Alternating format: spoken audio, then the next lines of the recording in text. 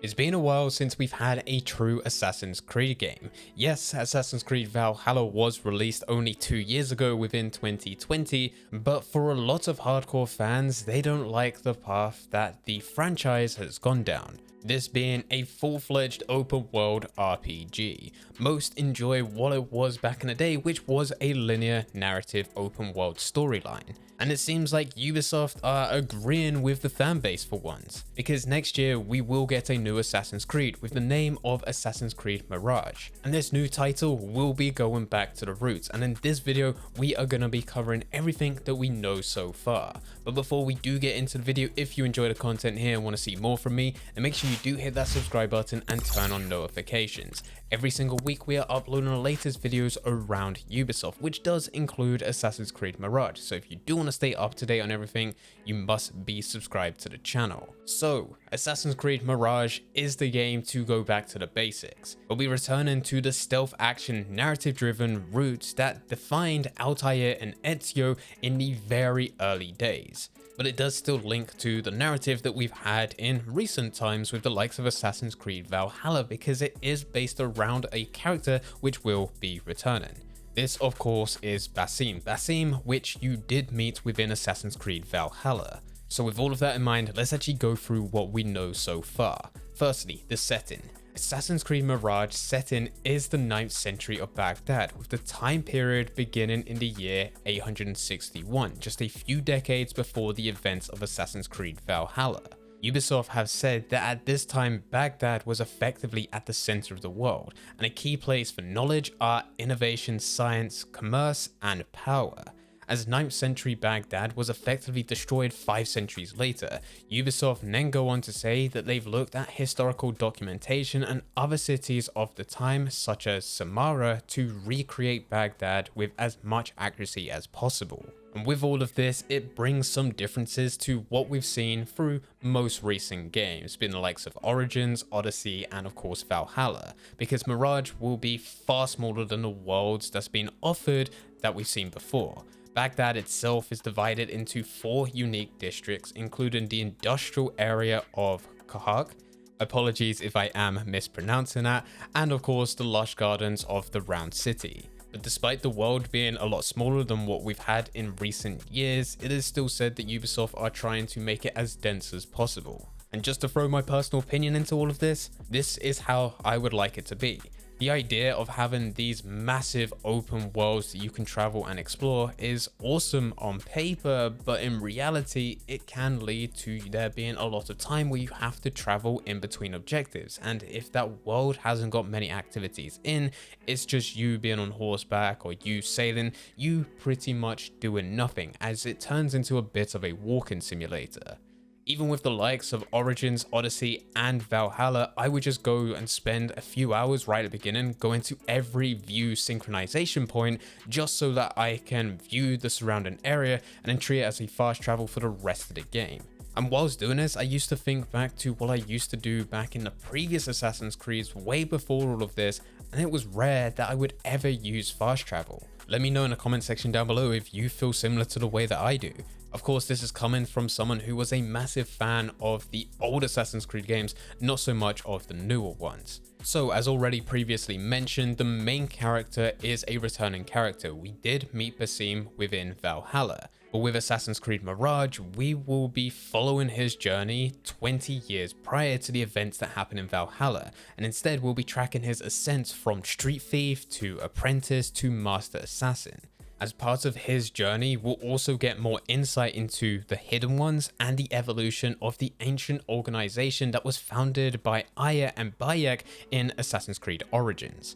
And so far, this is everything that has been revealed around Basim. But let's actually get into the more interesting aspect, which is of course gameplay. For me, this is music to my ears because gameplay is said to go back to the roots of what pretty much started Assassin's Creed. This is social stealth, fast parkour, and agile assassinations.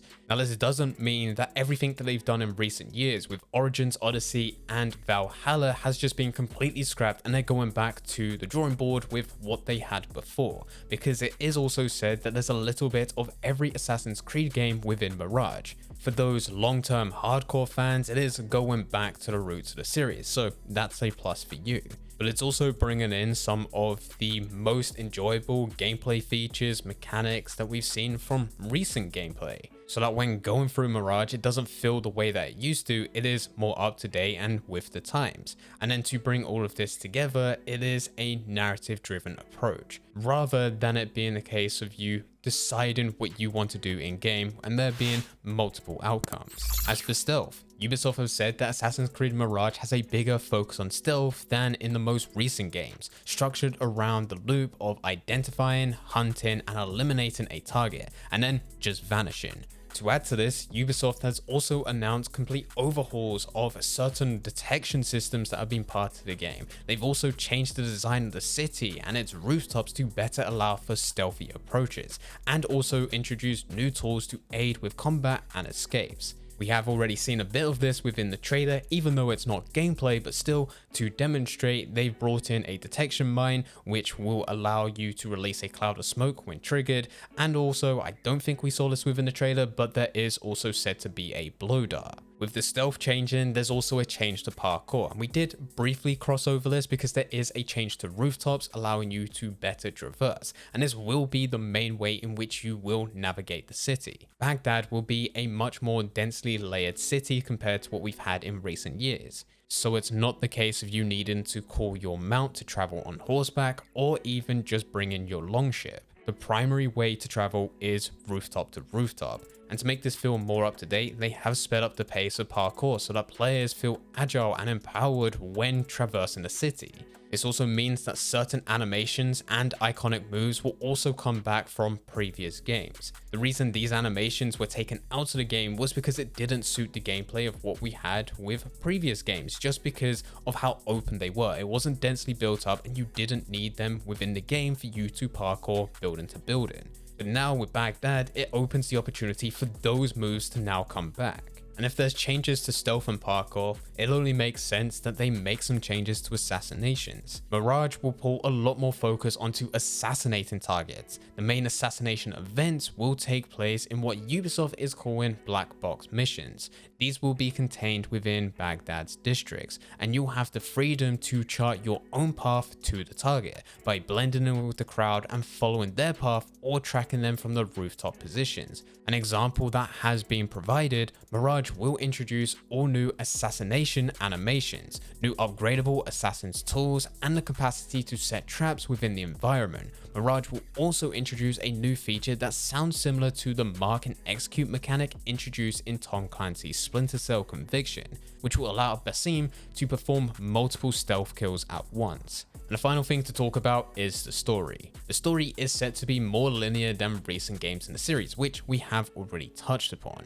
It's supposed to be much closer to the first Assassin's Creed games in the sense that it is more driven and linear than what players experience within the latest games. You still have the freedom to explore and choose your approach to tackle those missions, but at the end of the day, you're still going to have a set character based around who has got a very straightforward and linear story, and there isn't a way for you to go around that. They follow this up by saying it's a very intense and condensed narrative with a clear beginning and a clear end. All of which does sound promising. I do like the idea of everything that they've laid out so far, but hopefully they can actually execute this well. The release date for this game is sometime within 2023, not an exact date as of yet. The platforms have been confirmed for PlayStation 5, PlayStation 4, Xbox Series X and S, with there also being Xbox One.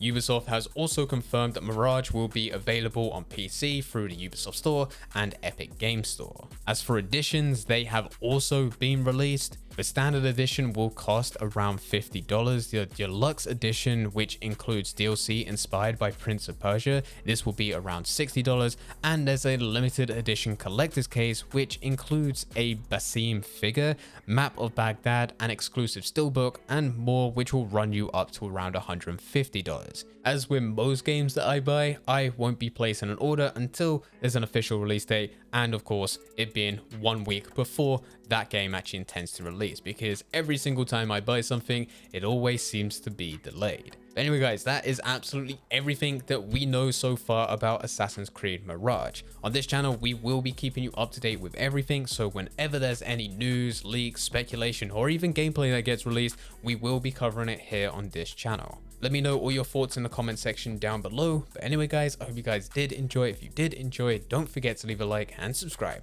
But for now, I'm going. So see ya.